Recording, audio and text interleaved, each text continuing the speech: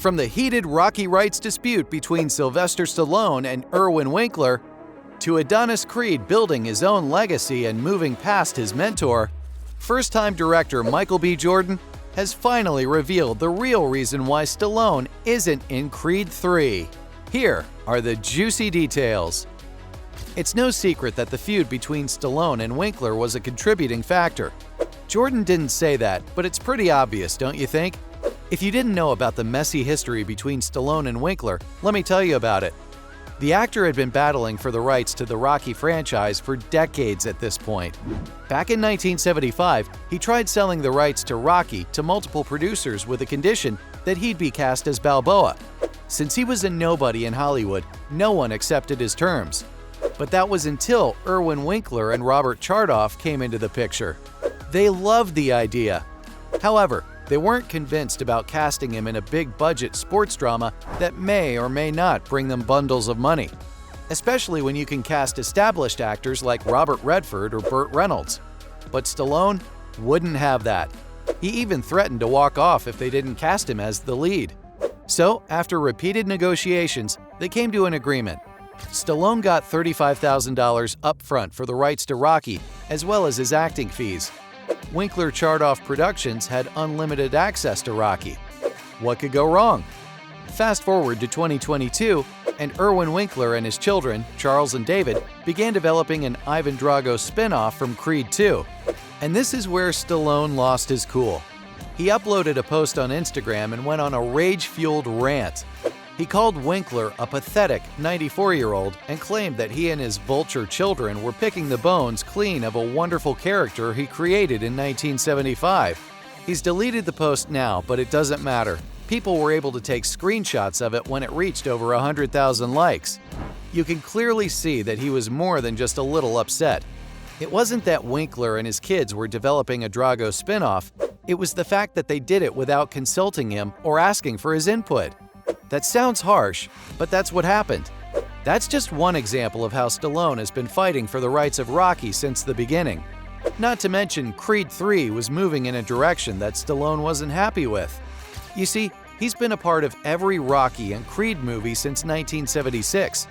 Whether it's the screenplay for Creed 2 or directing and starring in 4 of the 5 Rocky films, he's always been heavily involved in the creative process. In fact, he even has a producer credit in Creed 3.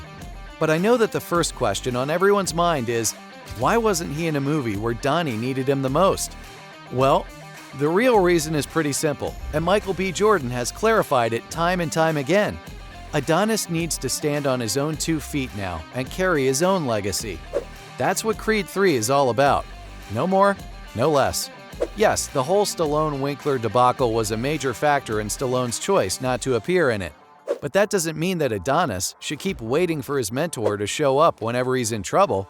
Over the last few years, he's carved himself a beautiful life. He's steadily built a legacy that he'll one day leave for his daughter. And as of this video, Creed 3 is on track to becoming the most successful movie of the franchise. People across the board love it, with its current Rotten Tomatoes score standing steady at 88%. That's a huge deal. So even though Stallone isn't in a Rocky franchise movie for the first time ever, the movie still pays homage to his legacy.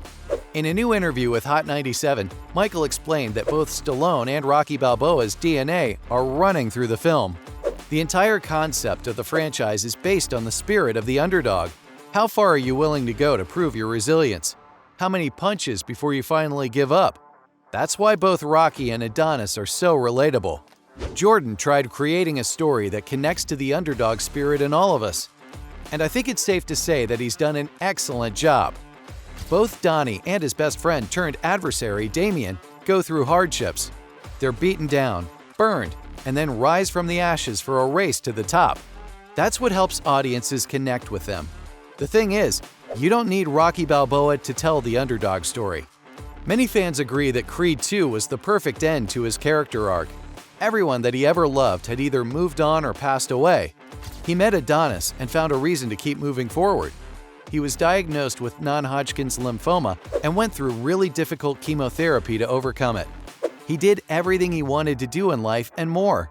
And near the end of Creed 2, he tells Donnie that it's his time now. Rocky's time had come and gone. So, Creed 3 is about Donnie moving forward. And in order to do that, Jordan said that they needed to dive deep into his past. How do you break a person down and rebuild them stronger than ever? Have them deal with their childhood traumas. And what better way to do it than in the ring, with your best friend as your opponent? And if it sounds like the plot of an anime, then you're not entirely wrong. Jordan's a huge nerd about anime, especially Naruto Shippuden. In fact, you can even see posters of the anime in his room in the movie. Jordan didn't hold back on the anime inspiration, and it shows. The fight scenes are well-paced, with excellent story beats sprinkled in between. And that's what you get when you change up the storytelling and add new voices to the design process. Of course, Stallone missed out on all of this. He said it's a regrettable situation and that the movie moves in a different direction than the one he envisioned. He claims that he knows what it could have been instead, and that the philosophy being used throughout the directing and screenwriting processes is of a different breed. He insists that Rocky has always been about triumph. Sure, his heroes get beaten up and go through hell, but they always come out on the other side. However, Creed 3 takes Adonis to some really dark places, and Stallone wasn't okay with that. Of course, he wasn't too upset about it. He wished Jordan luck for his first time as director, and they've all moved on at this point. But all of this is moot if Stallone was right. Should Creed 3 have been different?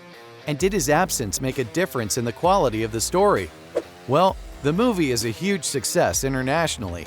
Not only are critics and fans impressed with Michael B. Jordan as a director, they're also happy with the anime-inspired fight scenes. But there's one person who stands out among the cast, and it's Jonathan Majors. He has a powerful presence on screen, and it helps that he's ripped 6 ways to Sunday in his shirtless scenes. Critics have described his performance as raw, powerful, and relatable. All 3 ingredients that make up a compelling villain. Plus, his on-screen chemistry with Jordan is amazing. You could tell the 2 actors enjoyed filming together and pushed each other to their limits. But it's hard to ignore the elephant in the room. From the moment the movie begins to when the credits roll, you genuinely miss the Italian stallion. It's clear that audiences missed Stallone this time around. Sure, the movie was brilliant and everything about it is top-notch, but you can't help but want Rocky back at Donnie's side. It may be his movie and his journey, but he'll always need his favorite uncle.